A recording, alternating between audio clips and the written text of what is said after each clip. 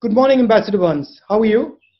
Good morning, Rahul. So nice to see you, and I bring you greetings from all your friends in the United States. And then how are things in Cambridge? Well, we're in lockdown the way India is, and that's a surreal environment and existence for all of us in both India and the United States. Our country's in deep political and existential crisis, and I think that's what's really gripping all of us right now. What do you think is going on in the United States? Why are we seeing these images? In the U.S., we've had a problem of race, of mistreatment of African Americans. Since the beginning of the founding of the country, the first slave ships arrived here in 1619. That's the year before the Pilgrims came from England to settle Massachusetts Bay Colony, where I live now. And you think about our Civil War fought over slavery. Our greatest, I think, American of the last 100 years is Martin Luther King Jr. He fought battles, peaceful, nonviolent battles, because, of course, you know his idol, his spiritual idol was Mahatma Gandhi. Yes. He modeled his movement after the Gandhi movement to liberate India from British rule, the peaceful nonviolence. King led us to become a better country. We elected an African-American president, Barack Obama, a man I deeply respect. And yet you see race come back now. You see African Americans mistreated, this horrible, horrible murder of George Floyd, this young African American man, by police in Minneapolis, Minnesota. We have millions of Americans trying to protest peacefully, as is our right, as is your right in India. And yet the president treats them all like terrorists. In many ways, India and the United States share many traits. We were both subjects of the British Empire. We both liberated ourselves from that empire in different centuries, but we did. You are this, I've always admired India. I've always admired the multiracial, multi-religious aspect of Indian society. And so countries sometimes have to go through a discussion and a political debate about who are we? At the core, what kind of nation are we? We're an immigrant nation. We're a tolerant nation. I mean, I think the thing we share, and I think why our partnership works, is because we are tolerant systems. You mentioned that you're an immigrant nation. We are a very tolerant nation. Our DNA is supposed to be tolerant. We're supposed to accept new ideas. We're supposed to be open. But the surprising thing is that that open DNA is sort of disappeared. I mean, I say this with sadness that I don't see that level of tolerance that I used to see. I don't see it in the United States, and I don't see it in India. I think you've identified a central issue, at least for the United States. And the silver lining here, the good news is that we have people demonstrating all across the country in every major city in the United States this week, peacefully, on behalf of tolerance, inclusion, minority rights, all these essential issues at the core of our democracy. And I think one advantage is that we democracies have, say, over an authoritarian country like China, is that we can correct ourselves as a self-corrective part of our national DNA in India and the United States. And as all democracies, we resolve this at the ballot box in free and fair elections. We do not turn to violence. We do this peacefully. That's the India tradition that we love about India from your founding. Yeah. In the 1930s, the protest movement, the Salt March, all the way to 1947 and 48. So I take the rule that I can't comment on your country because I don't know it nearly as well, obviously, but my country, I think, will be back. We'll be back. We'll strengthen our democracy. But I feel that this division which occurs is actually tremendously weakening for the country. But the people who do the division portray it as the strength of the country.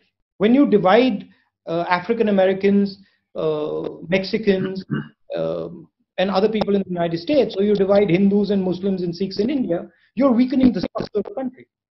But then the same people who weaken the structure of the country say that they're the nationalists. Well, I think that's what President Trump is all about. He wraps himself in a flag. He declares that he alone can fix the problems.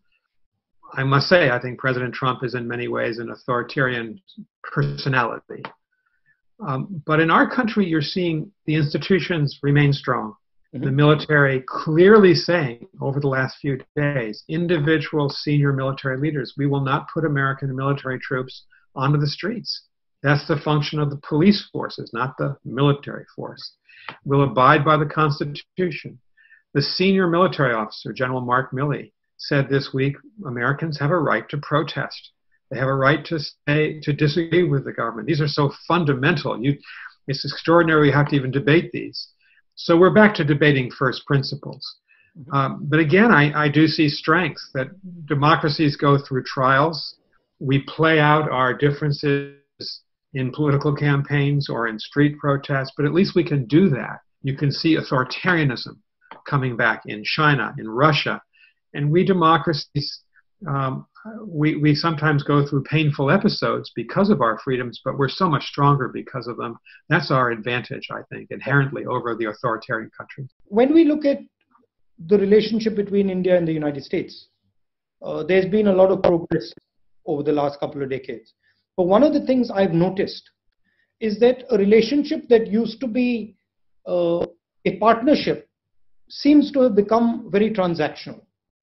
It's become episodic and transactional, and then a relationship that used to be very broad, education, defense, healthcare, multiple fronts, has sort of focused down mainly on defense. I mean, what do you think about where the relationship between India and the United States is going? Well, from an American perspective, it's interesting in our country right now, Democrats and Republicans agree on very little in our Congress, but there is, I think, nearly universal support in both of our political parties that the United States ought to have a very close, supportive, and all-encompassing relationship with India. We're the two largest global democracies. I would argue we're the two most important global democracies. The secret weapon in the relationship, I'm sure you'll agree, has been the Indian-American community. It's an extraordinary community in the United States. They started out, lots of engineers and scientists staying on in the 1970s and 80s, becoming doctors in our hospitals. We now have, as you know, senior political leaders in Congress, in state governors, senators who are Indian American. We have Indian Americans in every facet of life. Some of our major tech companies in California, our CEOs are Indian Americans. So I think there's been a maturation of that community, and it's a profound bridge between the two countries. So I'm very hopeful that the U.S. and India, our societies, not just our governments, but our society, very close, intertwined, integrated. And that's a great strength if you think that one of the challenges we face is the coming power of authoritarian countries. I mentioned two before, China and Russia. We never want to fight. We don't want war. But we want to preserve our way of life, and we want to preserve our positions in the world. And that's why I think so much of our relationship is so important between our two countries for that reason. I think the Indian-American community is a real asset for us and an asset for you. So it's a joint asset, and it's a good bridge to have. How does one think about that going forward? Well, I think that to mention something you said before, Rahul, our military relationship is very strong. If you think about the U.S.-India naval and Air Force cooperation in the Bay of Bengal and throughout the entire Indian Ocean region, we're really together, and this gives me hope. But you're right, it can't be just about that. And so my advice would be, but I would look forward to your thoughts, is keep the doors open to each other. Lower the restrictions on the movement of peoples between the two countries. I think H-1B visas, where a lot of university, high-tech Indian business people come to the United States on H-1B visas, they've been severely limited in recent years. We simply don't have enough engineers in the United States to run our economy. And India can supply many of those engineers. I'd keep the barriers low. I would encourage the movement of people, encourage university exchanges, and certainly encourage us to be working together on democracy promotion around the world, on science, on public health issues. If there's another pandemic in our future, and there most likely is, of some sort, our two countries could be doing a lot more together in terms of vaccine poorer members of our society. I'd like to see our relationship go in that direction as well. If I look at the history of the United States and I go back over the last century, I see big ideas, right? I see the Marshall Plan. I see how the United States worked with Japan, for example. I see how the United States worked with the Koreans, and these societies were transformed. I don't see that right now. I'll be very blunt with you. I don't see that type of a vision coming from the United States that is transformative. And one doesn't expect regional ideas from the United States. One expects global ideas from the United States. Well, that is a big idea in itself, the search for a big idea. I remember we were working very closely with Prime Minister Manmohan Singh. You'll remember this. Yeah. And our relationship, when I was involved centrally with the Indian government, it really was focused on trade. It was focused on the military relationship.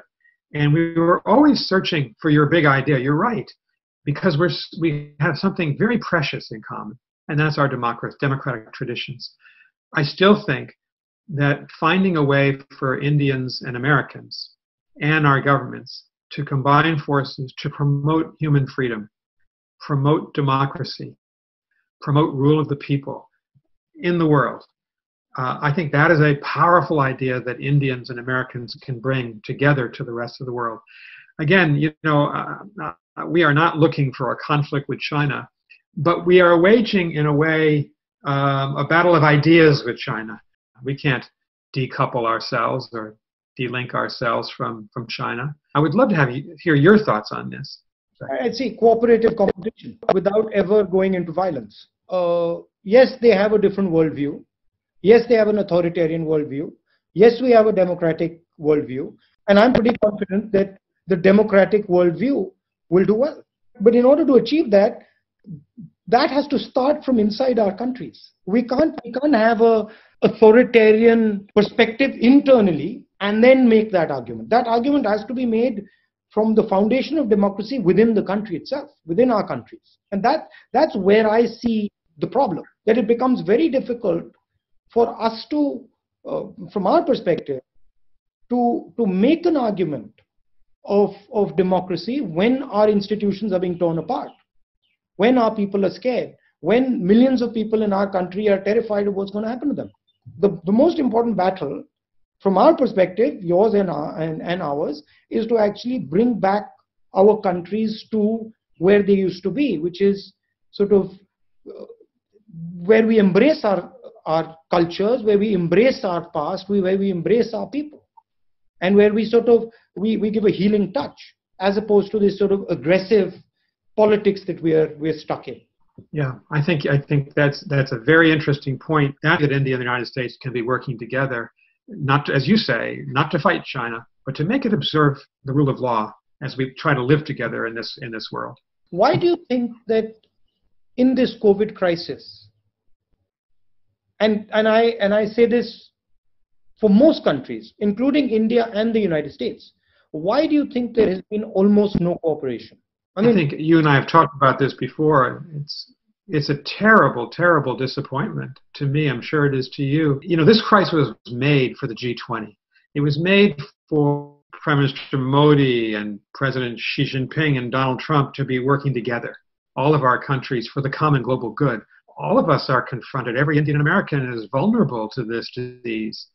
And I would have thought at the beginning of the crisis, I would have predicted that countries would have put down their differences and worked for a vaccine together, or how to distribute that vaccine in an equitable and humane fashion. And it hasn't happened, mainly because Donald Trump doesn't really believe in international cooperation. He's a unilateralist. He wants America to go it alone in the world. And Xi Jinping chose to compete with Trump. And the U.S. and China at the heart of the problem here. And I hope when the next crisis comes, we'll do better to work together in a more effective way. And it's the same. It's the same in Europe. I mean, one sees the same friction between Germany, Italy, the United Kingdom that one sees across the world. So there is something happening in the world where people are going into themselves, becoming insular. And I think this COVID crisis has accelerated that sense. A few days ago, I had a similar conversation like this with one of the big business people in India. And he said to me, look, before I spoke to you, some of my friends called me up and said, don't speak to him. It will be very bad for you. Bad things will happen to you. And so there is this atmosphere of fear. You take unilateral decisions. You do the biggest lockdown in the world, most rigorous lockdown in the world, and then you have millions and millions of your manual laborers walking thousands of kilometers back home. So it's this unilateral, episodic type of leadership where you just come and do something and go away. It's very, very destructive. But it's the flavor of the times. That's the unfortunate thing. It's everywhere. And we are fighting it. These are difficult days all over the world. I think they're difficult days. A major political party. 100%. See, I'm 100%. I'm hopeful. I'll tell you why I'm hopeful. Because I understand the DNA of my country, and I know that for thousands of years the DNA of my country has been of one type, and it can't be changed. So yes, we are going through a bad patch. COVID is a horrible time. But I do see new ideas emerging after COVID. New ways. I can already see people cooperating much more than they were before. Now they realize that actually there are advantages to being unified. There are advantages to helping each other. So that is there. How do you think COVID is going to shape the balance of power? What is going to happen in your view between the United States, China, Russia, India? What is going to be the effect of COVID? That we set aside global political rivalries on issues like climate change or pandemics, because these issues are existential for everyone. They unite every person in the world, 7.7 billion people. We need to have a future of global politics. Of course, we're going to compete. China and the United States, India and the United States, but we need to preserve space that we can work together on behalf of individual people around the world and give those people some hope that we as governments can help them. That's the challenge with COVID. If you think of it, the last 7 years, we've had SARS, H1N1, Ebola, and now the coronavirus. 4 pandemics in 17 years. We will have another pandemic in the next 4 or 5 years. Can we respond as a global community more effective? Can we work together? I think that's the great challenge that I see coming out of COVID. And in terms of the balance of power, do you think that's going to shift in any way, or do you think that's going to stay the same? Or what is going to be? I think a lot of people right now are saying that China is going to China's winning the battle of the coronavirus, that it's gaining hearts and minds. I actually don't see that. China certainly has extraordinary power in the world. Probably not equal to the United States militarily, economically, politically yet, but it's gaining, no question about it. What China lacks is the sophistication and openness of a democratic country like India or the United States. China's a fearful leadership, fearful men trying to preserve their own power, increasing the grip that they have on their own citizens. Look what's happening in Xinjiang against the Uyghurs and in Hong Kong, just to give those examples. And I actually think I'm hopeful about the future of India and the United States. I worry the Chinese system is not going to be flexible enough to accommodate the desires of the Chinese people for human freedom and liberty. So I'm a champion of democracy, as are you. I have confidence that democracies will survive these tests. Imagine, Rahul, one last question for you. It changes politics. I mean, you can't go out right now and shake people, and you can't speak to a crowd. I don't shake hands, but I go into contact with people with a mask and stuff. Yeah. But it does, because public meetings are not possible, and that's the lifeblood of politics here. So a lot of social media, a lot of Zoom conversations on Zoom are happening. It is going to change some habits in the political sphere for sure. In India, it's also changed the psychology. Because of the lockdown and the way it was done, there is quite a lot of fear in the air. People believe that the virus is a very, very serious disease, which it is, but they're convinced that it is a fatal disease. So that sort of needs to be slowly removed as the virus fades out. That sense of fear. I was just going to say our battle here is to maintain social distancing, try to convince people to wear a mask just like it is in India, because people are beginning to let down their guard in the United States, particularly young people. And another reason, I think, to keep the universities closed is to protect people. And so I think having that discipline to maintain these kind of shutdown is very important to get through this in the future. Thank you, Ambassador. And lovely chatting to you. And do get in touch when you're here. I certainly will. I'll come by to see you, and all best to you and to your family. Thank you. Thank you. Thank you, Rahul.